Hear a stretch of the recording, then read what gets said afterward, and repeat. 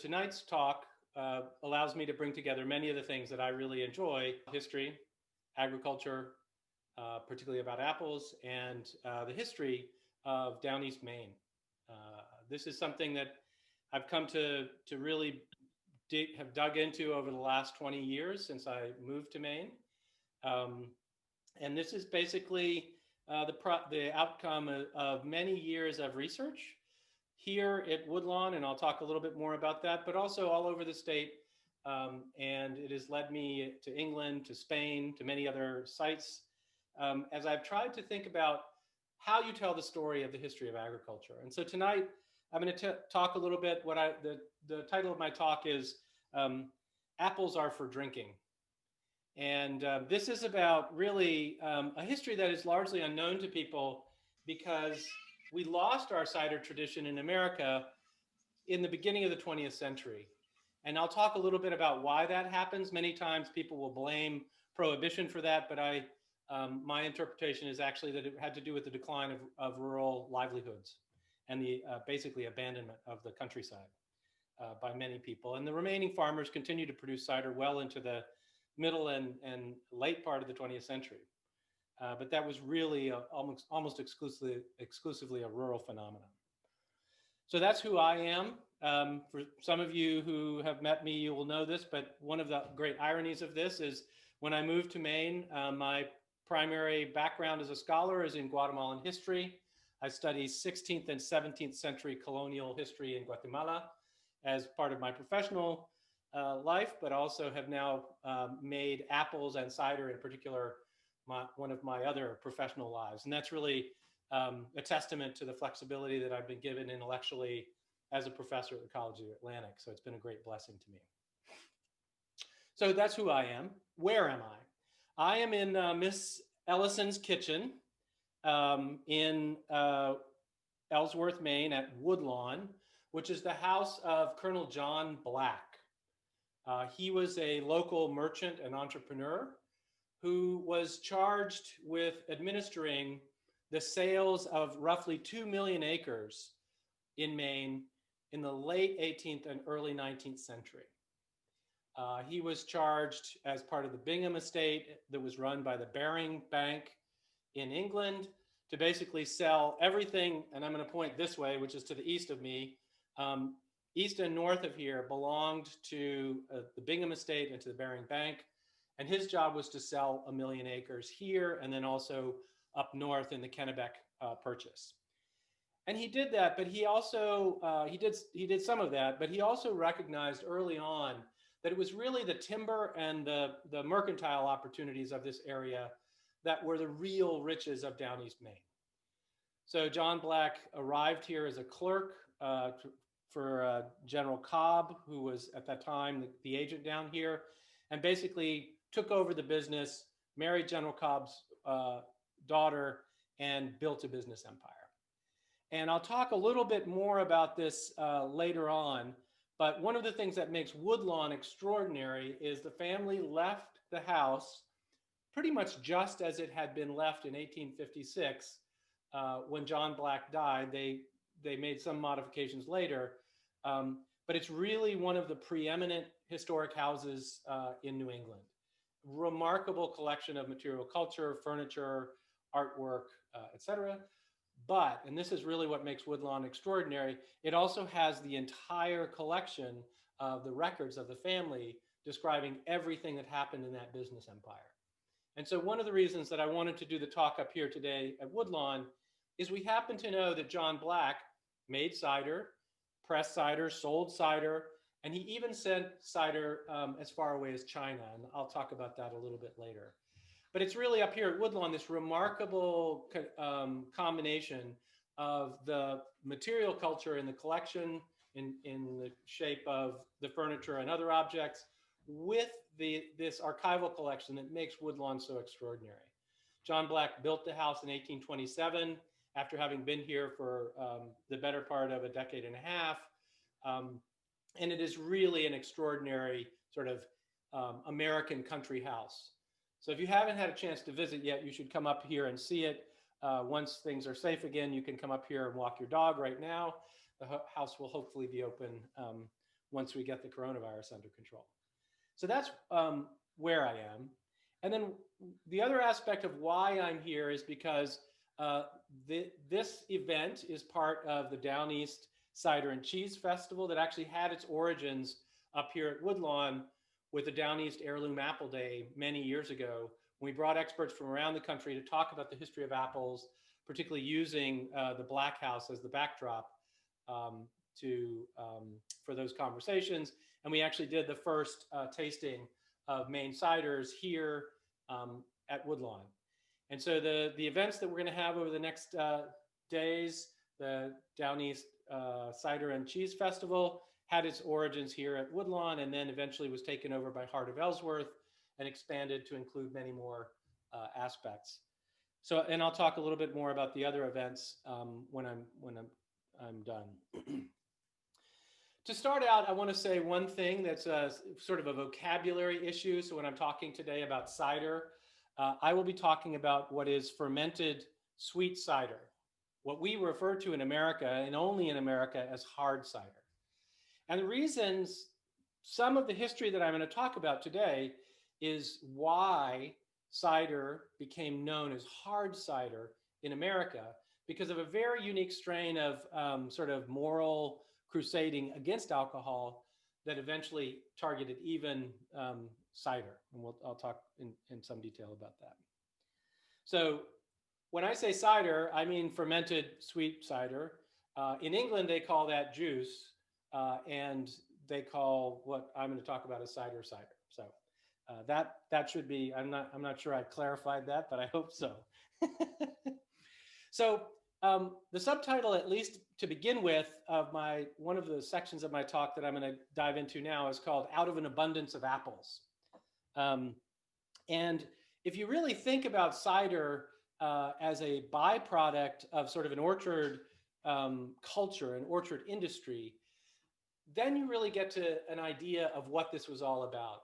It wasn't simply like a byproduct. They planted orchards to get cider, but it is really that abundance of apples that really produced themselves. You could plant the trees and they would produce themselves, that drove the orcharding industry. And I'm going to talk a little bit about that. To begin with, let me read you a quote. This is from an early, from an 1857 source. And it says, early settlers brought with them seeds, and thousands of orchards were the result. But not being grafted, the fruit were generally inferior and mostly used for the manufacture of cider, which then found a ready market at remunerative prices. This is looking back at a time in the 1850s when cider was already beginning to decline somewhat, and really looking back to what is called the sort of golden age of the cider in America, which is really the late 18th century. Cider is common in the 17th century, but really sees a flowering in, say, between 1720 and about 1820. And what I'll talk about today is that golden age, then the emergence of a temperance movement in the 1830s and 40s that leads to a decline in the production of cider, the rebound of cider production in the late 19th century to where Maine is producing almost 1 million gallons of hard cider a year. And then Prohibition, the decline because of the decline in rural population, the decline in cider production, Prohibition, and then what we're looking at today, a little bit of a cider renaissance. So the way that I describe it is cider, temperance, cider, prohibition, cider, which may make sense when I'm done.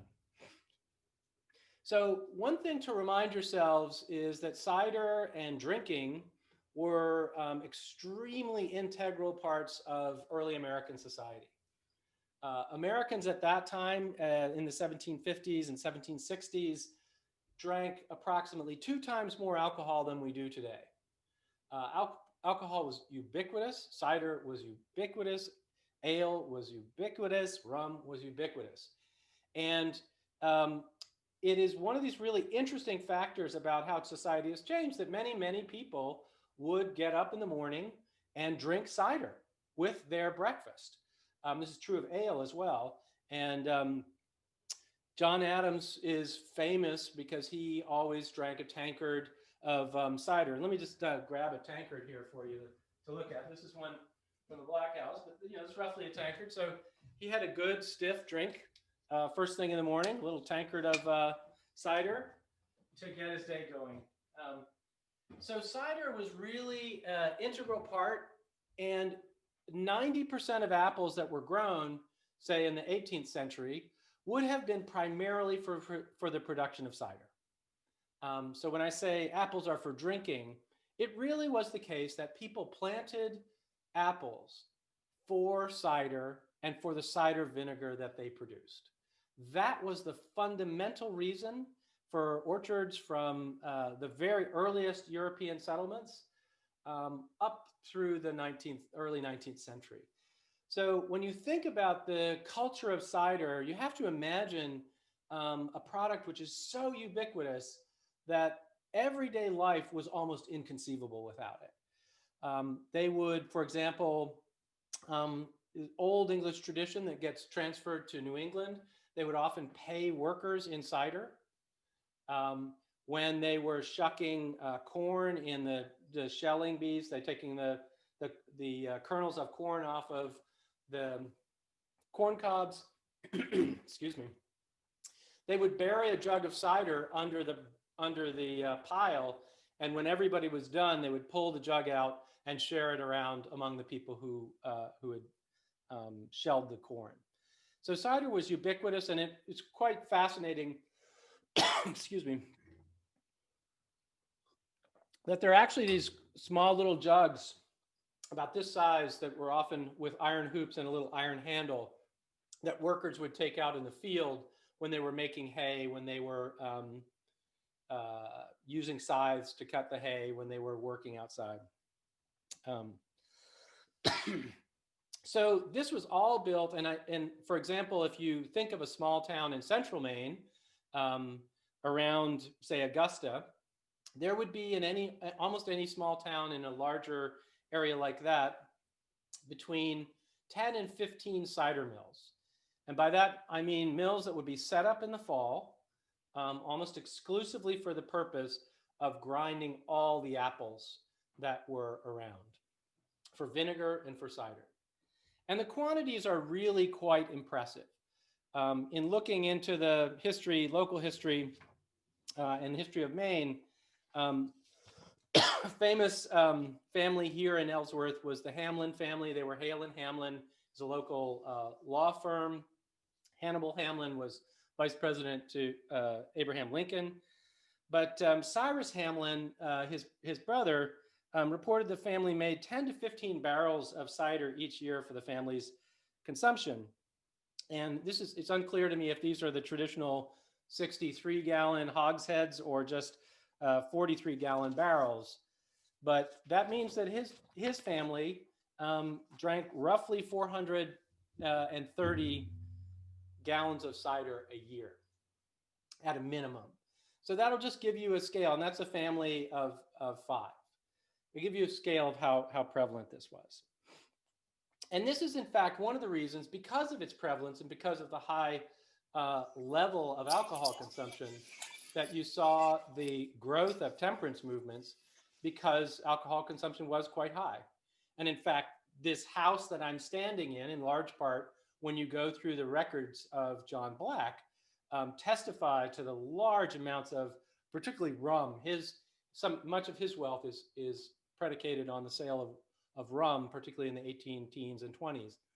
And so the growth of the temperance movement will basically be provoked by this sort of ubiquitous, basically all day long culture of drinking, and pretty serious drinking in some cases.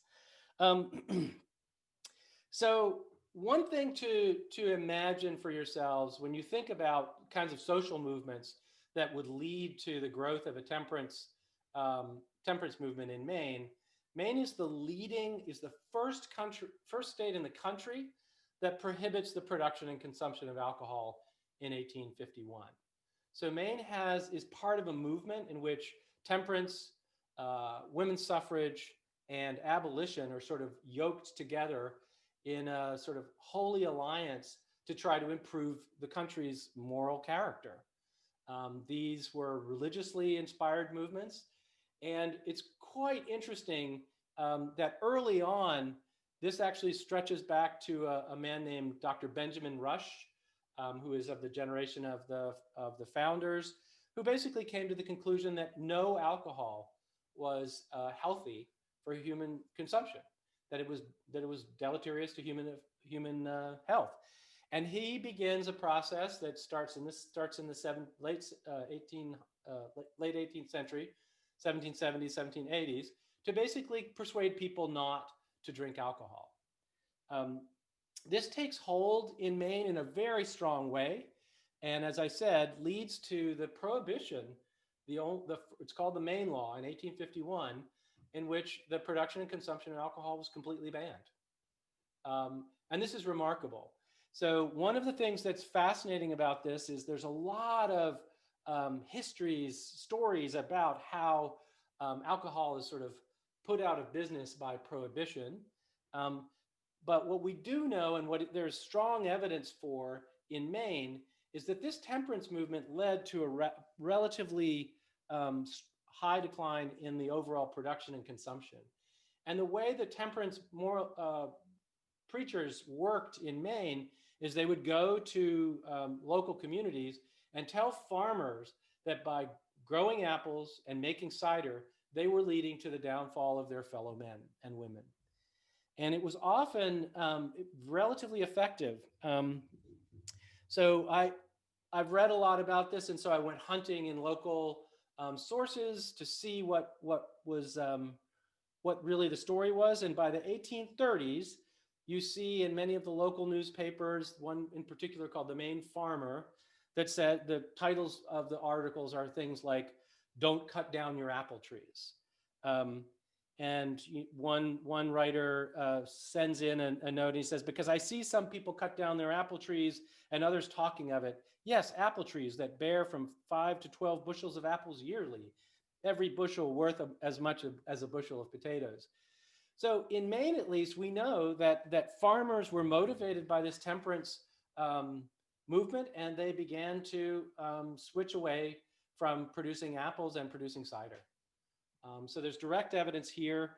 And so that moral crusade really worked in Maine and eventually leads in 1851 to the complete prohibition of the sale and production of alcohol. And it's clear by the 1840s and 1850s, you begin to see farmers in the newspapers complaining that they have more cider than it pays to make, than pays for making, they would say. So this is quite interesting. And if that were the end of the story, then I think cider would have been done. But essentially what happens is at this very moment, farmers go about selecting dessert fruits, lots and lots of varieties of apples that emerge. So Maine will, by the 1850s, 60s, 70s, 80s, there will be over 1,000 named varieties of apples grown. And they're almost exclusively grown for fresh eating. And these are the kinds of apples that you would see, famous apples like Tolman Sweet, which is an old apple from Massachusetts. This is one we believe is called late strawberry. But farmers immediately sort of pivot from growing cider apples to growing fresh dessert fruit. And there's just an explosion of diversity and an explosion of consumption, because they begin to send them directly into the growing cities, and there's sort of a very, very strong demand. This leads to sort of the growth of the second cider industry, which basically grows out of this expansion of orcharding. Even as the cider production had declined, orcharding is expanding because the market is expanding. And then that will speed up even more in the 1860s and 70s, when Maine is shipping 2 million barrels of apples a year to England for the growing urban working classes in England. And that basically extends from 1880 to the 1920s. And so what happens basically is the cider production begins to take off because in this orcharding industry, there are lots of culls and seconds and low quality fruit, and it revives the cider industry. So in my digging, it was very interesting to me because I very quickly found out that the cider industry, far from being dead in the 1880s and 1890s, was actually growing. 55 million barrels of cider were produced in 1899,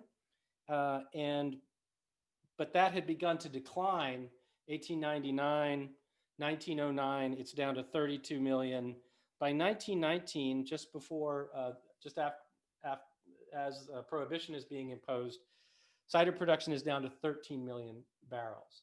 So what we see really is a growth with the apple orchard industry, but then, and I suspect this is the reason, then as people move into the cities, they take on industrial jobs and working class jobs in cities, they switch away from the sort of rural drink of rural farmers, cider, and begin to consume beer. And basically you see this growth of beer being associated with the working class rather than cider.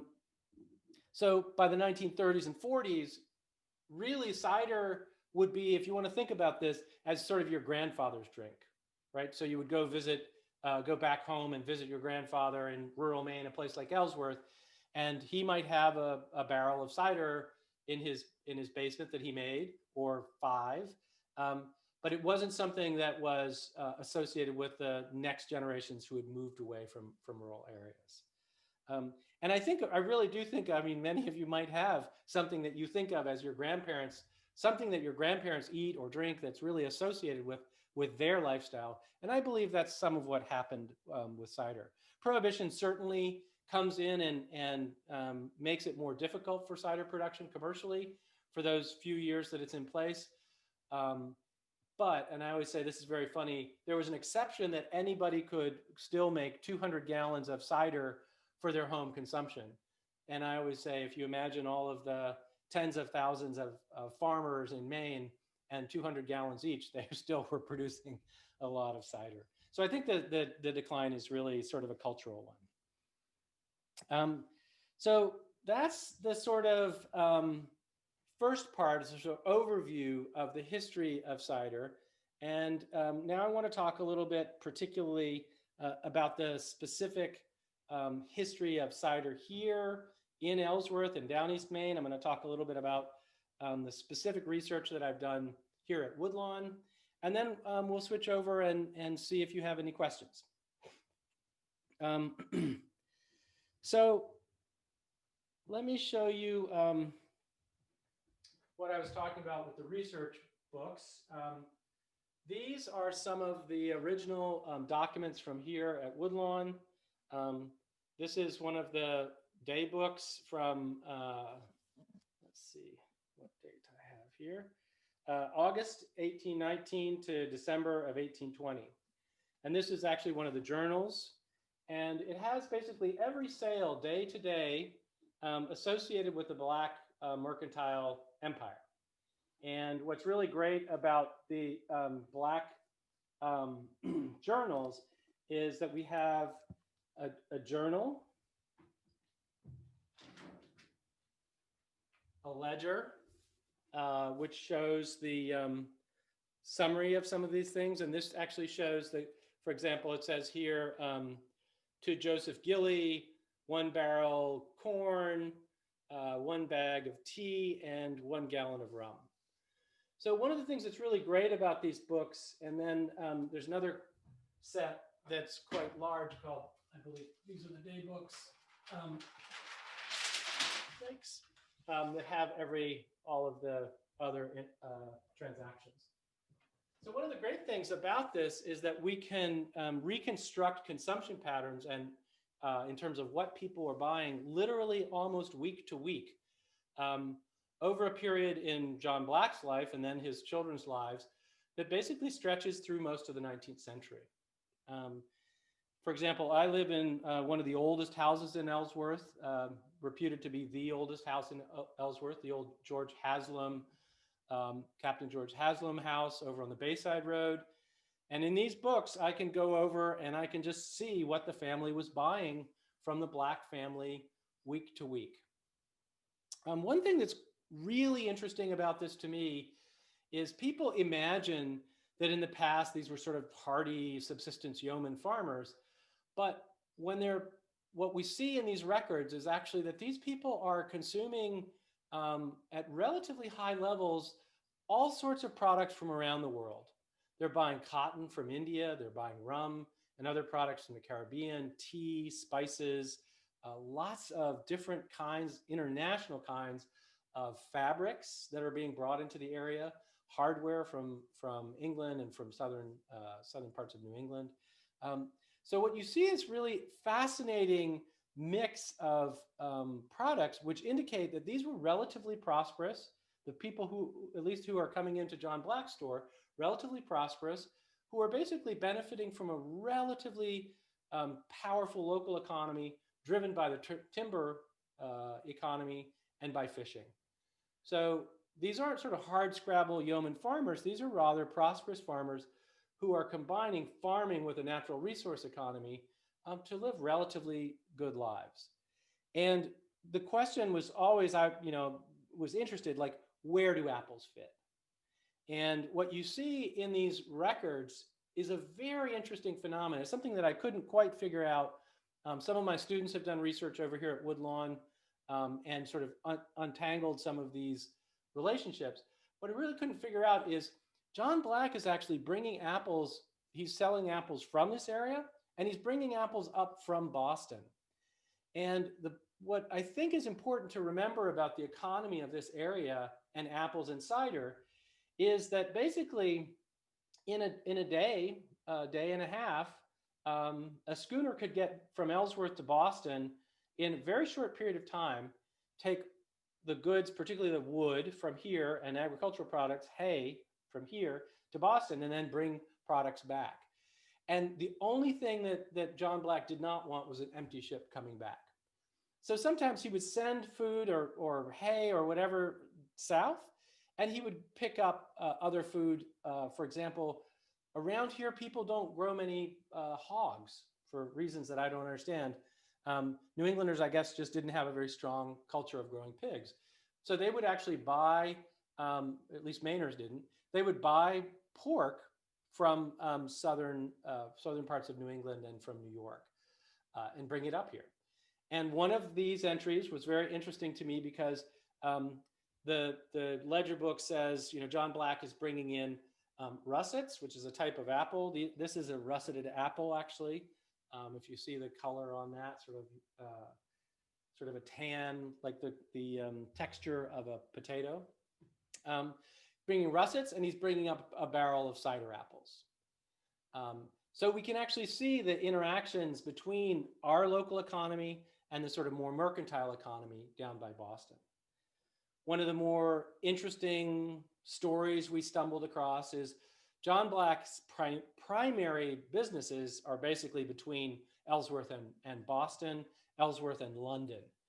But at one point, he outfits a ship from Ellsworth and sends it to China, loaded with all kinds of trade items, among which are a number of barrels of cider. And I just loved this image because according to these records, they could not sell the cider in China. And I wondered at one point, like, why they thought this would be a good thing to send. But it doesn't sell in China, and then the schooner comes into San Francisco and they unload it there. So imagining barrels of cider that come from Ellsworth, traveling around South America all the way to China, quite a long journey, and then actually back across the Pacific to San Francisco was a really wonderful story that sort of emerged. And the only reason it emerged is because of these records were so carefully preserved by the family and then eventually by the trustees of Woodlawn. So what's interesting is through this, we can see that the cider and the apples were really part of a much broader mercantile empire here. And he's buying apples from all of his neighbors. And what we know is that by 1850 in Ellsworth, you can almost guarantee that even in the 1760s, when this area is initially settled, that most people would have had 2 or 3 apples. There's one huge just right in front of my house, uh, which was moved to its current site in 1784. Huge old apple, yellow bellflower, which is a beautiful conic yellow apple that is of French origin. And that tree is probably close to 150, 140 years old. Um, and so every house would have had 2, 3, 5, 6 apples that were basically for home, what they called home consumption. And then over time, some of them were producing much larger amounts. Um, I did some research in the census records in 1850. There were roughly 12 orchards that were commercial orchards producing enough to be a commercially valuable crop. And by the 1880s, there are almost 86. So there's just an explosion of apple. This is that process associated with the export industry in to the United Kingdom. So and so part of those 2 million barrels went right out of Ellsworth, up the Union, down the Union River, and across mostly to the port of Liverpool. And what's wonderful about this is we know this generally, but then with the records here at Woodlawn, we can see it specifically, exactly what was happening. The other set of records locally that have survived are the Jordan family over on the Bayside Road has preserved some of the records of one of their ancestors, set of ancestors around the family that's named Tinker. And as you come up out of Ellsworth on the Bayside Road, for those of you who are local, cross Card Brook and head up, that's called Tinker Hill, as you probably know, and that's where the farm was. And in this, he was also a sort of ship's captain and merchant. He also had a mercantile business. And you can see in his letters and receipts as well, the cider being sent out and sometimes cider coming back in this very curious way that they would take certain kinds of products and bring other products. And one of the things that's fascinating to me about this is we really don't know very much about how cider was made locally, what the traditional culture of production of cider is. Today, it's very hip, it's very cool. Lots of new cider makers will talk about having bitter sweets or bitter sharp apples, certain kinds of apples for making cider. And I have dug really hard here in the state of Maine looking for the usage of those kinds of labels for apples that indicate people who are thinking very carefully about the kinds of apples that they might grow for cider. And there were cider varieties that they called cider apples. But I've only found one reference to an apple locally, again, over on the Bayside, close to my house, where there's a local journal. A guy says that they used to go to this one apple tree at the Whitaker farm, and it was a bittersweet, quote unquote, and they would bury it for a month before they ate it because it would sweeten up. So very interesting little tidbit there that I wish I could find more on. The journal survives for that one source, and hopefully more will emerge. And what's so fascinating to me is that we can see over the course of the 18th, in this area, 18th and 19th century, that it follows exactly that pattern of cider, temperance, cider, prohibition, where Ellsworth really begins to decline in the 20th century. People are moving to work in the Bucksport Mill and other of the large paper mills to have year-round employment, more economic security. The town really begins to decline. Farms begin to be abandoned really in the late 19th century, all through the 20th century. The population of Hancock County is actually declining for most of the 20th century until about 1960, 1970. So it really mirrors that broader pattern that I mentioned before. So that we have some time for some questions, because I know people always have questions about these talks. I tried to keep it as short as I could. You know, if you give a professor an hour, he or she will take an hour and 15 minutes. So I tried to discipline myself to leave some time for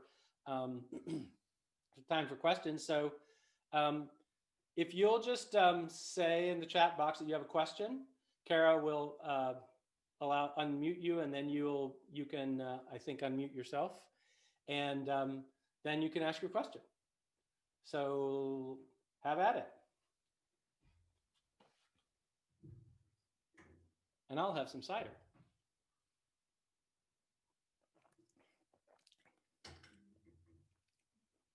Questions?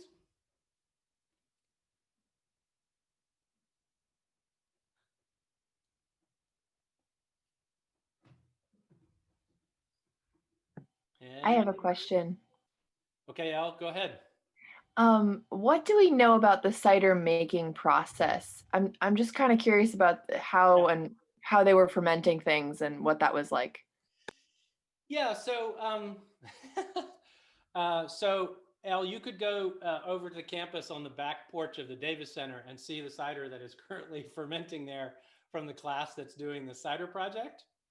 Uh, Basically, it's really straightforward. They would press juice, put it in barrels, allow it to open ferment with the bung open for 10 to 14 days. It would bubble over a little bit. They'd wait until it died down. They would take the bung and they would drive the bung in and let it sit.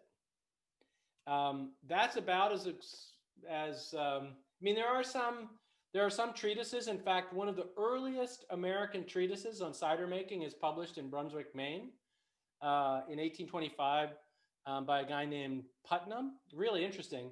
And so there were some other things that they would add occasionally. Um, Sometimes they would add spices or different things to give it a certain kind of character. Turmeric to give it a certain kind of straw color that people valued. Um, and it's quite interesting.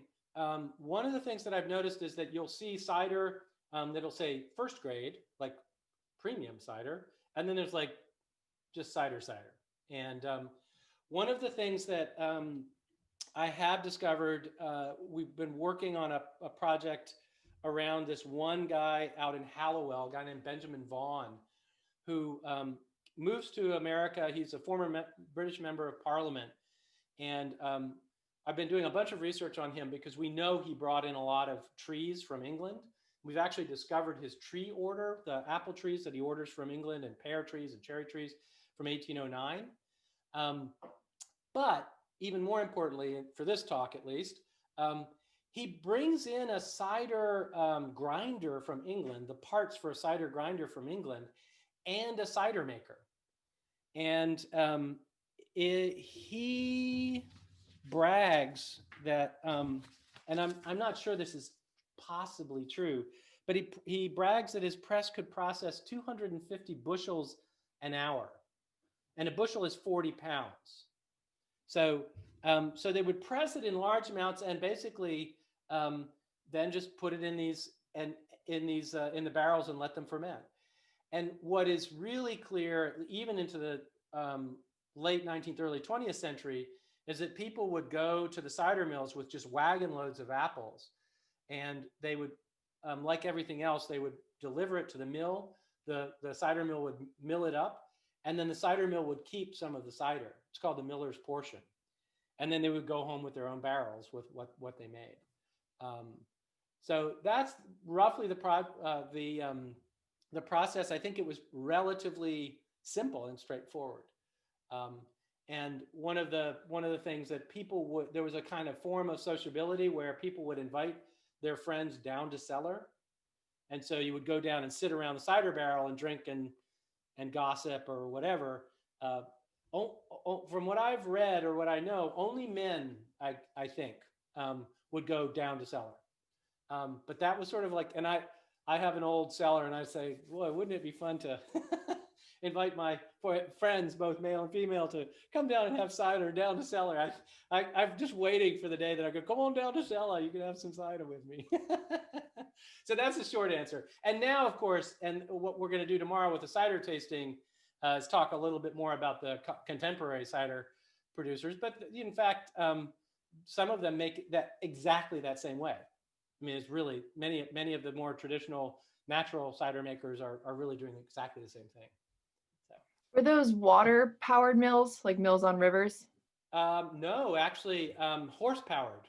Horse-powered. Some were water powered, but horse powered. Like a little spinning jenny would do the grinding, and then they would have big screws that they would just screw down. Yeah, it's quite cool. If you'll remind me, I'll show you a couple pictures of old cider mills. All right. right, so we have a next question. Out of all of the varieties of apples you showed in the beginning of the talk, is there one that is still more commonly found in Ellsworth or at Woodlawn? Oh, so maybe you want to repeat the question. Yeah. So the question was, of all the apples I showed at the beginning, what are the apples most commonly found in Ellsworth or at Woodlawn? So John Black, we know, had an orchard of 55 trees. And unfortunately, we're still digging around. We have a great collections curator, Roz Ray, who I'm hoping I can draft to help me find some more evidence of this. We know he had 55 trees. We don't know what kind of apples he grew. But up here behind me along the parking lot, there's an apple that we have called the Black House Red. Very imaginative name because it's red and it's at the Black House. And it's one that we weren't certain what it was. And there's also one that's out here in the field called the Northern Spy, which is relatively common. It's a great it's a great apple. But we've done some genetic work with somebody who's on the call tonight, Cameron Peace from Washington State University. We did some genetics on this apple by the Black House. And we found out actually that it's identical to several other apples that we found around the state. One called Benton Red and one called Cherryfield. And they're all identical, we know that. And it's at least provisionally identified as an apple originally from Illinois called Salome. But that is not a common apple around Maine. We know of 4 trees. And it is extremely rare. So we're still working on some of the genetics. The one that I held up at the very beginning is relatively easy to find. It's called Tolman Sweet. It's a 19th century apple, common in the 19th century. That was actually used for making apple molasses. It has no acidity. It's it's what we call subacid. It doesn't have any acidity. And they would make cider from this. They would press the cider and boil it down into almost like maple syrup, the consistency of maple syrup, called apple molasses or boiled cider. And it was a sweetener. And I tell people all the time that this was the sugar cane of Downeast, Maine. People would, many of these. People call them a lot of things. One of my neighbors calls it a Tommy Sweet. They're called Tolman Sweet, Tommy Sweet, or Tolman Sweet. These are some of the oldest apple trees that we find. They seem to be very, very long-lived. And literally, we found trees that are, 9 feet in circumference, huge old trees. So those are quite easy to find. I mean, if you look around down in Surrey, this last about a month and a half ago, we went down to a place close to the wharf where there are 4 old Tolman Sweet trees. So that's a variety that's relatively common around here, of the old varieties. Great, thank you. Yeah, of course. We have the next question. What is the range of alcohol contents back then, and how consistent should this be from barrel to barrel? And this is a question from Hunter D. So the question was, what's the alcohol content in the apple, in the cider, back in the day, and how consistent was it? So so the alcohol content is basically produced by the percentage of sugars in the fruit. And so something like this, the Tolman Sweet, would produce something that was slightly higher, maybe a 7.5% alcohol. And then some of the more acidic ones that didn't have a lot of sugar would probably be more like 5%, 5 something. But it tends in that general range of 5.5% to 7.5%. They would make some stronger ciders by freezing it. What's called Applejack now, by freezing the cider and doing what's called cryo fermentation by freezing it. But my neighbor, Bob Jordan, who passed away about 5 years ago, who was 83 at the time, 84 at the time, told me, he said, geez, that stuff will give you a headache though. So most of it was in that sort of category. There was one product that I've never seen described being made here called ciderkin, which is after they make the first cider, they would take the pumice, the ground up apples, they would soak it in water and they'd make another batch of cider with that for the children. And that would be about a 3%. It'd be about the equivalent of our contemporary drink today, kombucha. So, Up next, we have David Mansky. hey, David. Hello, Todd. How are you? Great talk as always. Thank you. Can you speak a little bit about cider moving west and apples moving west as yes. you know, people started leaving New England and moving west? And Right. I know they took seeds and Yes. apple trees were planted, but what about cider? People on the journey, did they Yes. have barrels of cider with them? Thank you. Yeah. So barrels were extremely heavy, and they did take water, but I don't think they would ever take barrels of cider with them. They definitely took apples, both seeds and scion wood for grafting their own trees. And the reason I laugh, David, is I've been writing a chapter for my book called Wandering Mainers, which is basically about following apples and farmers from Maine as they move west. And what's really interesting about this, I'm working on a guy named Ellsworth Porter, who's from Mount Vernon, Maine, and he ends up out in Cortez, Colorado, like southwestern Colorado, close to Mesa Verde. And he settles down in the absolute, edge of the world on the high desert plains, close to where the Ute Native American communities lived. In a canyon, and he sat down and he started planting apples. And we know this from some records from the Columbian exhibition in St. Louis in 1906. There's this beautiful picture of him with his prize-winning apples. And I was through some friends that we know through apple conservation networks. They connected me with a family member, and there are these lovely pictures of his family from Mount Vernon, which is real apple country in Maine. And he picks up at 16 years old and moves out essentially to the western, what's left of the western frontier in the 1880s, and settles down in this place. And I was telling some people the other day, you look at this landscape, and what they were doing is they were planting the apples right along the river bottom with irrigation, using old Spanish techniques of irrigation. And so what I've done is I've followed Mainers out from Maine to places in Ohio and Illinois, but also looking for the apples, the way the apples travel. I've found Maine apples being sold in nurseries in North Georgia, Illinois, Ohio, Texas.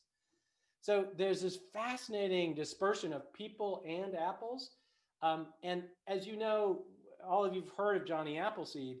One of the reasons that Johnny Appleseed was where he was, doing what he was, is that in order to keep a homestead, you had to plant an orchard to prove that you had improved the land. And so what did you need to improve the land? To plant the orchard, you need apples. And Johnny Appleseed had those apples. And that's why he's out there. I always tell people, you have to remember that Maine, Downeast Maine, was the exact analog of the Ohio frontier that Johnny Appleseed was in. Because we have people moving into a frontier territory just after what we call the French and Indian War, moving into new territory. And one of the things that's kind of interesting about it is in our area, we have both that sort of, settler culture, but then people like Benjamin Vaughan who are bringing in, or, John Black, as far as we know, who are bringing in these very fancy fruits from other parts of the country and other parts of the world. The apple here is we think called Salome, and is originally from Illinois. So I hope that answers your question.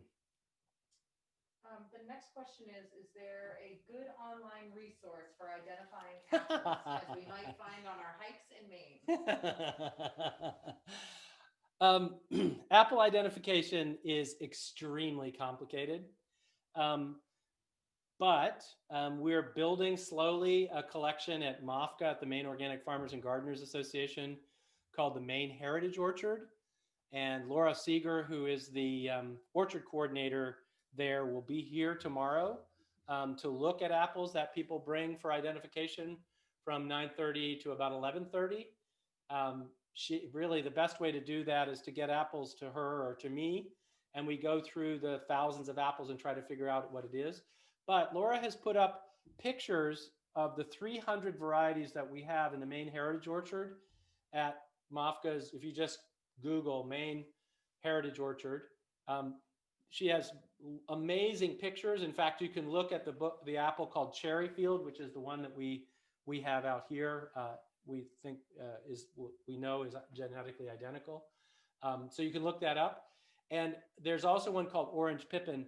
But identification of apples is extremely complex. And unless it's one of the known varieties, easily identifiable varieties, there are probably in the country, in the US, 25 people who can do that. So it's really complicated. And if you're interested in learning how to do it, be in touch. I'm slowly trying to teach myself. It is basically, I would say, a lifetime journey, because how you end up learning how to identify them is by seeing them again and again and again. But that's one of the things that we do at the Maine Heritage Orchard, is we try to help people every fall identify their apples. So if you're interested, we'll be out by Flexit tomorrow from 9:30 to 11. Laura will be outside Flexit from 9:30 to 11:30 tomorrow. I think that's all the questions that we have. Any more questions?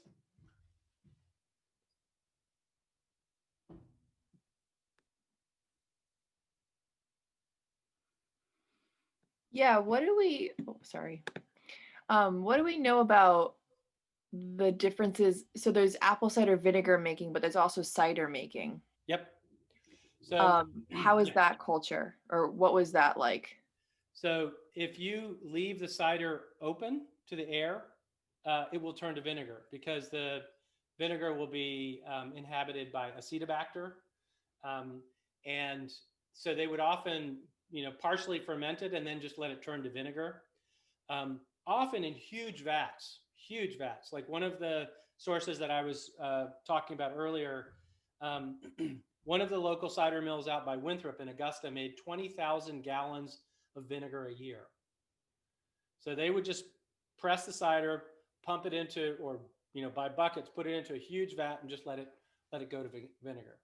They would sometimes inoculate it with an old vinegar with the acetobacter that they had, but you basically, if you've ever made cider, it doesn't take much. You let air in and it'll be very acidic. And one of the things I always tell people is, if you think of all the fish, there were many of the fish that were caught in the 18th and 19th century were pickled. And they were pickled in cider vinegar. So the cider vinegar was really critical because it was their refrigerator. It's what preserved their foods. And so that production was really important part of basically a food preservation. One of the great things here at Woodlawn is you can see where the old root cellar used to be, a huge, massive, great cellar. And I assume that they stored stuff down there because it's huge. But right in the middle is the old root cellar, where they used to pickle a lot of the foods that they had. And I always joke, one of the things is, if you didn't pickle in Maine, all winter long you'd be eating cabbage and potatoes and onions, and cabbages and potatoes and onions and carrots, and then cabbage and potatoes and onions. The diversity of their the diversity, even with the pickling, the diversity of their diet was not high, but the pickling really gave them the capacity. The other thing about the apples is the apples stored, many of them, you could harvest them in September, October, November, and there are apples that would store straight through till June. And then fruit that would come in July. So they basically had apples at least, almost all year round. And so they really looked at those early apples as like the beginning of the harvest season. Many of them actually, those earliest apples are sauce apples. So I always say that the harvest season began in August, because they would be canning gallons and gallons of applesauce, and then drying them, dehydrating them, coring them, peeling them, and drying them. And literally, they would just cut them up. They'd cut it up with a knife, with a paring knife, into little slices, and they would just string it on a string between the house and a tree and let it dry. I asked Bob Jordan, my neighbor who passed away, I said, Bob, because I started doing this myself. I said, Bob, what do you do about the flies and the dust and everything? He said, oh, that doesn't bother. That don't bother. And I was like, oh yeah, okay, of course. Yeah, you can't do anything about it, so don't worry. Any other? Thank you. Yeah, sure. Questions? Yeah, David, to go back to your question about cider and cider apples, another project that I've worked on that really has nothing to do with Downeast, Maine, except only um, peripherally, is I've started to go through botanical catalogs or nursery catalogs from the 18th century all the way through the 20th century to identify all of the varieties of American apples that were known as cider apples, specifically as cider apples. And I already have a couple hundred, and it's really impressive. It's really interesting. And one of the stories that this Benjamin Vaughan character that I was talking about earlier, he brings in English cider apples when he brings in his English cider maker. He brings in English cider apples. But then I have records of him maybe about 15 years later planting American cider apples, particularly one called Harrison, one called Granny Winkle, that were famous in New Jersey because they were highly reputed to be good for cider. So it's very clear that Benjamin Vaughan is sort of adapting to new American styles of cider making, and particularly there's a series of books written about cider making that recommend and fruit growing that recommend these for cider making. And Benjamin Vaughan immediately picks them up and incorporates them into his cider production. So we're kind of hoping to find some of those around Hallowell, in the Hallowell area. And we have the whole list of the trees that he planted at his house and even a map of his orchard. And down at the Jonathan Fisher House in Blue Hill, we also have his list. And I've started to go through his journals to see if he mentions making cider as well. So it's quite a journey. The other part that I have spent a fair amount of time on is Perry, which is pear cider. And we do have some records locally, but also throughout the state. Maine was the last place in America where this type of cider, Perry pears cider, was made, down around the Salmon Falls and Sanford area along the Piscataqua River in the 1840s. And so we're starting to look down there for really, really old pear trees in the hope that we can rescue some of those old varieties. So, okay, and maybe one last question. Todd, one more question from Sure. me, David again. Sure. When did some of the old apple varieties start showing up in botanical gardens and arboretums? And what was the context for that?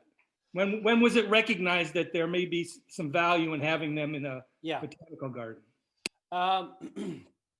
Yeah, so there's this sort of conservation movement, the most famous of which is the Tower Hill Botanical Garden down around Boston, that begins to incorporate some of these, that builds a collection of these.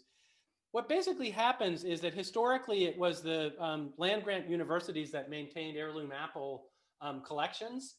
And in the first part of the 20th century, they begin to abandon that. And turn away from traditional varieties and really encouraging people to plant only a few varieties and really discouraging the farmers from growing the traditional varieties.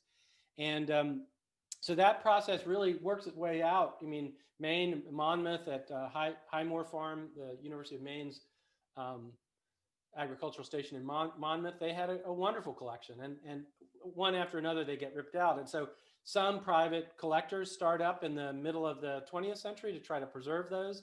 And that's where the sort of incorporation of some of those into botanical gardens begins. One of the reasons that we started the Maine Heritage Orchard, though, is that the many of those collections actually were private. So they didn't make them into botanical gardens. And when an individual would die, we have an example of this in Maine, where there was a collector up in Orono who died. And so all of the collection was lost until my friend and colleague, John Bunker, rediscovered it. And, he actually found a famous apple called Starkey by actually finding this guy's collection. And I believe it still had a label on it. It still said Starkey. So there's not enough public preservation of these varieties. And we're actually we're starting to begin to work to build a national network of conservation orchards so that we can, preserve them, but then also characterize them, do genetic sequencing, figure out how they're related to one another. And it's a really exciting time in that regard because one, one private collection, Nick Botner's collection from Southern Oregon, has just been grafted by the Temperate Orchard Society in up closer to Portland, Oregon. They grafted 5,000 trees to preserve them and have created a new preservation orchard.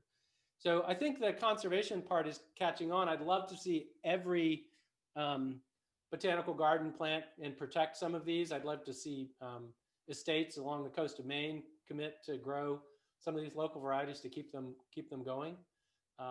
And we're looking at replanting, eventually trying to replant John Black's orchard in the fullness of time. Okay, well, thanks everybody.